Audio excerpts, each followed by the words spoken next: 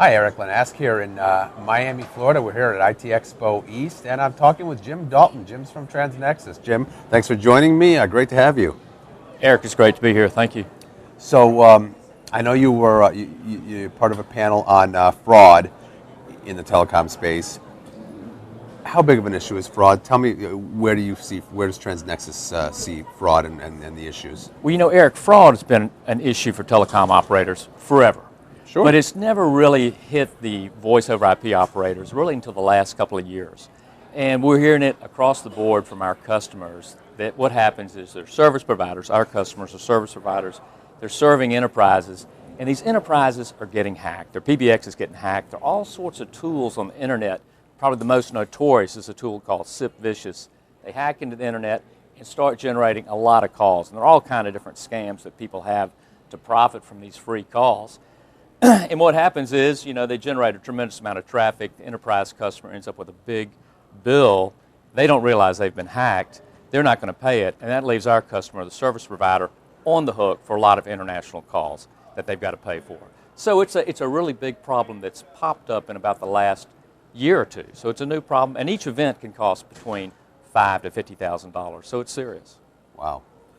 So what is TransNexus doing to help out in that regard? Well, we're in a great position to really capture fraud or detect fraud because for our customers, we see all the CDRs as they stream in. And so we're looking at every one of those CDRs from every different source, every IP address, and we're looking at where those calls are going.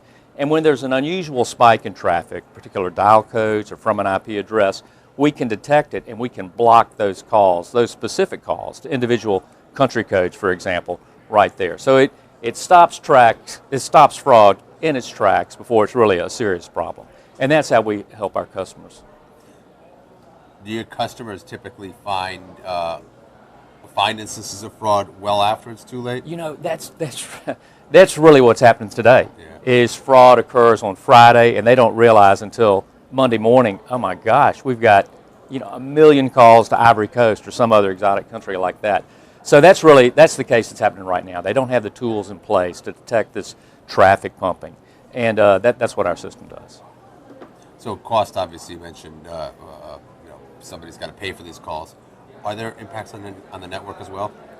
You know, there definitely, certainly some network impacts, but really it's the cost. It's just, you know, there's plenty of bandwidth. It's not so much using my bandwidth, it's just cost to high termination countries that really runs up big fees in a hurry. And if you're the middleman serving enterprises, they're not going to pay the bill. You're stuck on the bill to your long-distance provider, AT&T. You can't stiff them, so you've got to come up with the money. So what happens? You got a customer who realizes that somebody's on the hook for $500,000 worth of calls from last Friday, says, hey, Jim, help me. How do I stop this? Or how do they come to you? Well, you know, our customers are already using our software. We upgrade them to this latest release. It has these fraud detection features I mentioned. And we also, for other customers, we have a new product, SD Reporter, that's going to have this fraud detection capabilities built in. And so they don't need to be using us as part of their routing or overall operation control system, but they can just survey or monitor their CDRs as they come in with this new product and get alerts when there's suspected fraud. How much fraud is out there that goes completely undetected? Well, you know, it always gets caught because it's a big bill. So it's just a question of how quickly does it get caught. So, you know, just about every service provider that we work with says, you know, this is a recurring issue. And they're taking, you know, rudimentary things to try to catch it, but they need something that's faster and easier. It'll stop it sooner. Got it. All right, Jim, it's been a great pleasure talking to you. I'm glad you're able to stop by. Great. Thanks, Eric. Thank you.